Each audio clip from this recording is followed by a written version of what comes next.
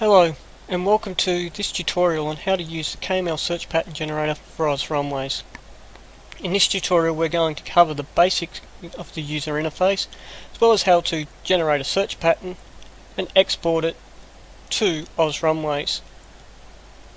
To begin with, when you open the search pattern generator you'll see an interface similar to this. Simply click the OK button. At this point we can have a look at what the actual user interface encompasses. We have a standard file menu at the top. This has the About and the button used to get to these videos, as well as an exit option. Immediately below that you have your toolbar, which has the options for generating a new pattern, saving a pattern, clearing a pattern, and the location controls. We'll cover these location controls in a short moment. On the left hand side of the area below you have the pattern and map control. Here you can select the type of pattern you're after by using the drop box, its initial heading, sweep length, track length and other options depending on the type of pattern. You can see the length of the current pattern. You may also read the notes here which give some information on what you should be aware of when producing the actual pattern, and that you should always check the KML files either in Oz Runways or in something like Google Earth prior to using them in the field. The final part that you'll see we have is this large map area. Here you can right click to scroll or pan the view and use the mouse wheel to scroll in or out, or you may use the zoom bar located to the side here for the same option.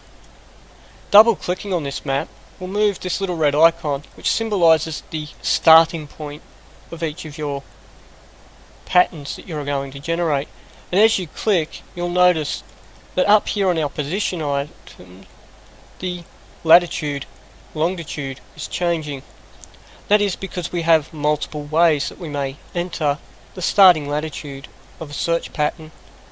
You may double click on the map and enter it this way, or should you need to, you can come up and enter the values in either degrees, minutes and seconds for latitude and longitude, or in decimal by clicking the position format, changing it to decimal and entering the values in decimal format.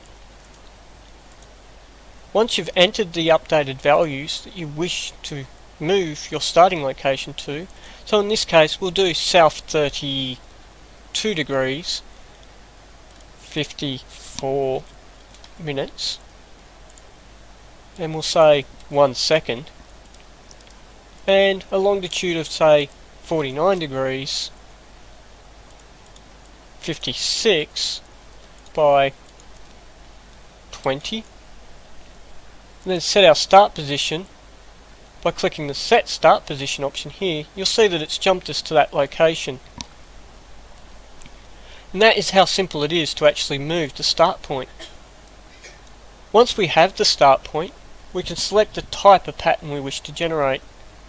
As shown before we have a number of options. Each of these pattern types will be displayed in more detail in another video. However, you should be aware that they are all from the standard search and rescue manual. For this tutorial we're going to show the trackline return and the trackline no return, just to show how quick and easy it is to generate the different pattern types. So let's say that we need to do a trackline return search pattern type over Hargraves here near Mudgee. We'll select the area either by double clicking as mentioned or by entering the latitude and longitude. We're then going to set the initial heading for our run in. You should be very aware that this is the initial point of your search pattern, not the center point. So let's say that we need to search the mountain region just here to the northwest of Hargraves on a 310 degree heading. we need to do a search sweep.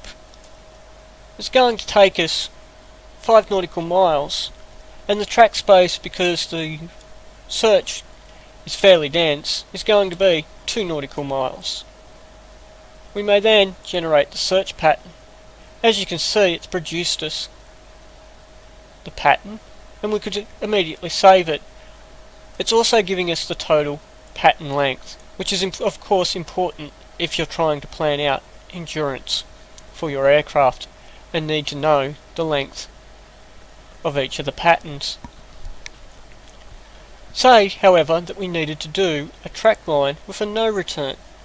We can simply change and regenerate, and as you can see, the pattern has been regenerated based on the track line no return. This works for all of our search patterns. A parallel track can be done in the same manner, simply by clicking. But we'll go into this as mentioned in another video.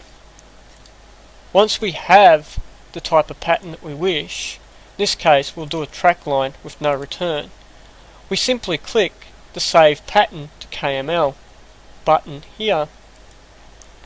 This will bring up a save dialog box. For the purposes of this tutorial, I'm saving them to my Dropbox. However, you could save them to a folder and send them by email. I strongly recommend that you read the OzRunways manuals for importing these type of files, as they do go into more depth. I cover how to bring these files in from Dropbox in this tutorial. However, you can do it from email as mentioned. For this one, we're going to call this Hargraves Tutorial Track Line, and we're going to hit the Save button. At this point, it's saving to my Dropbox so that I can access it from my iPad. So let's switch over to the iPad. So here we are on my iPad. As you can see, I have Dropbox open. We can see that I have the Hargraves tutorial KML file that we saved out of the application showing here. Now we need to bring it in to OzRunways. To do this, we click the 3 little dots and then the export button here. You'll notice that we do not have OzRunways showing up in this list. So we select the Open In option here, and you will see either Import with OzRunways, or if this does not show up, click the More and find OzRunways. In this case, I'm going to click the Import with OzRunways. At this point, OzRunways will open. We'll parse the file, and if we zoom out, we should see that the file has actually loaded in.